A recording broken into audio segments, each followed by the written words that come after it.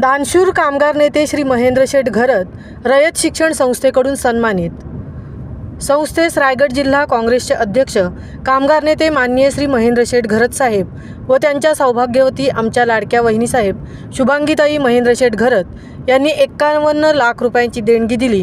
त्याबद्दल रयत शिक्षण संस्थेच्या वतीने आज सातारा येथे रविवार दिनांक 22 सप्टेंबर 2024 रोजी रयत शिक्षण संस्थेचे संस्थापक पद्मभूषण डॉक्टर कर्मवीर भाऊराव पाटील यांच्या 127व्या जयंतीनिमित्ताने संस्थेचे अध्यक्ष माननीय श्री शरदचंद्रजी पवार साहेब यांच्या शुभ हस्ते त्यांचा कर्मवीर समाधी परिसर सातारा येथे सत्कार करण्यात आला।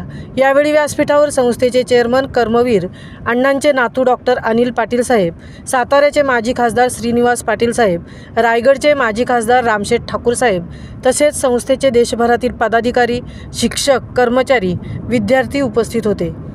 महामुंबईसह मिलिंद खारपाटील, सातारा।